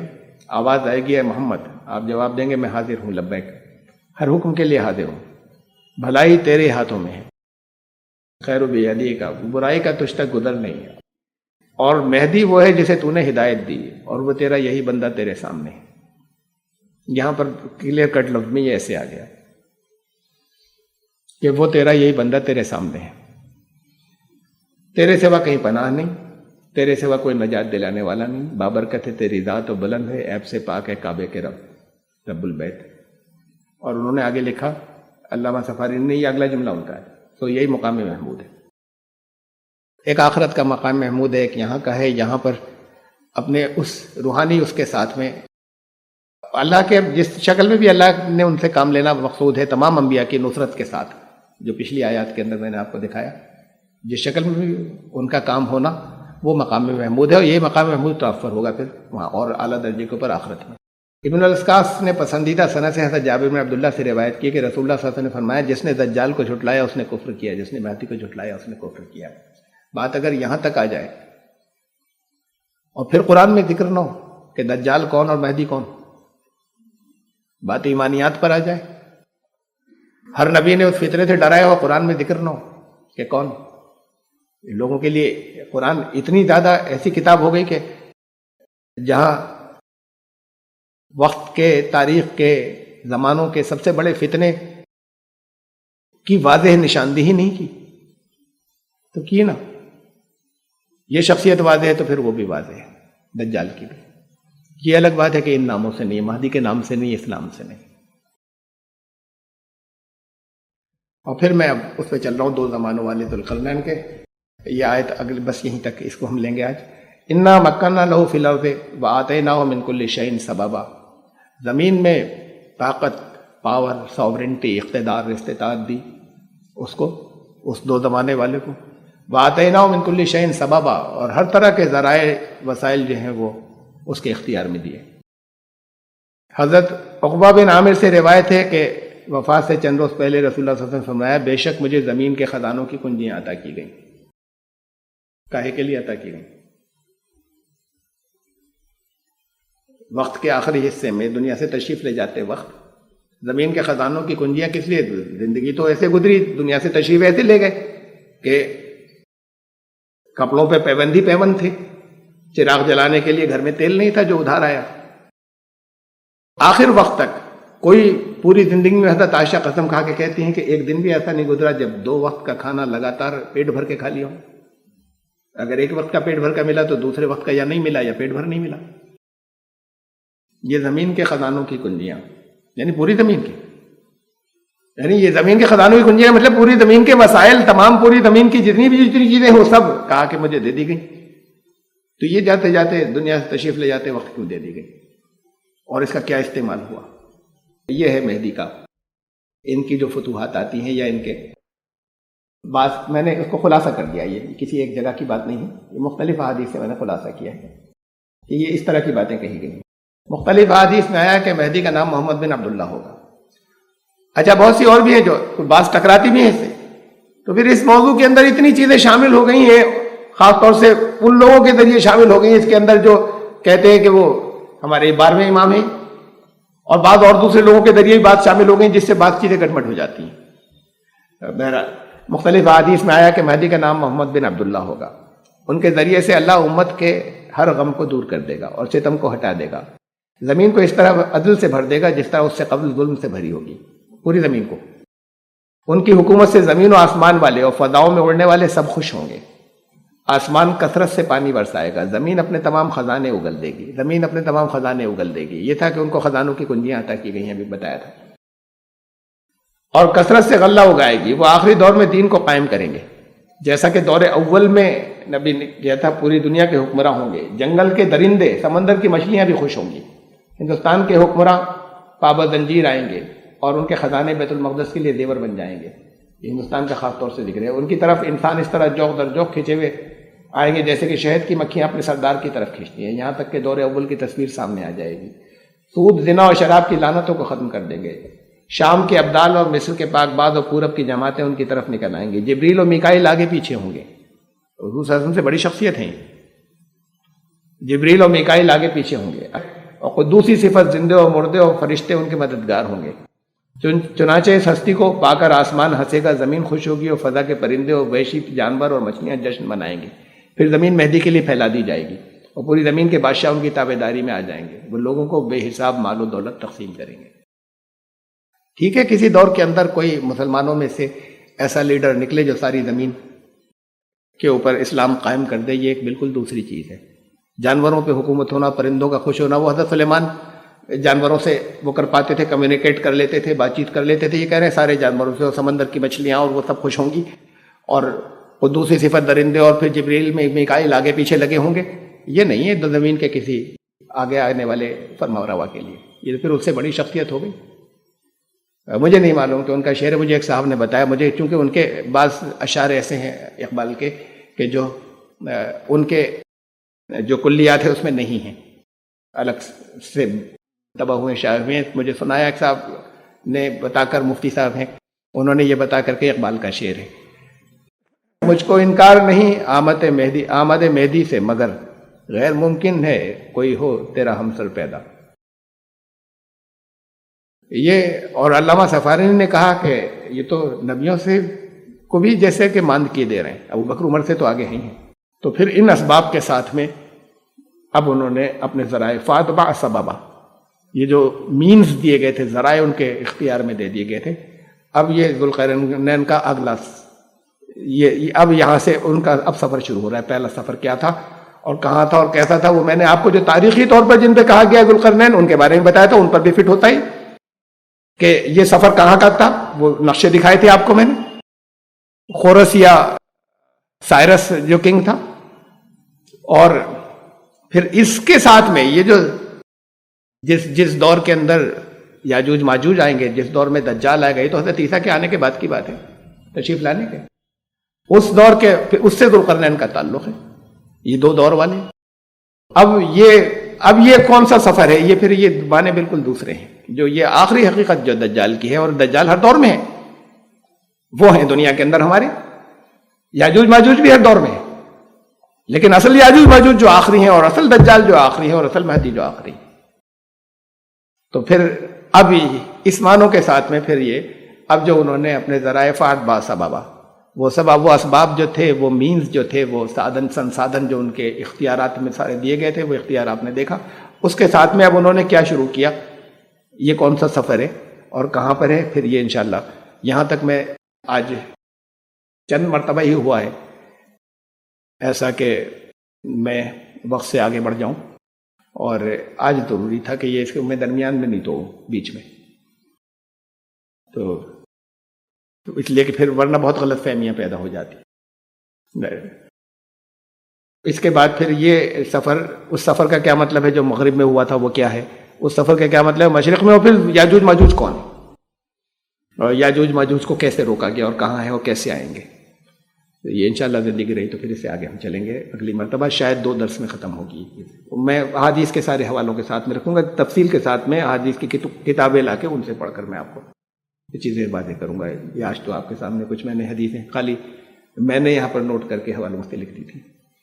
الحمد للہ رب العالمین، والصلاۃ والسلام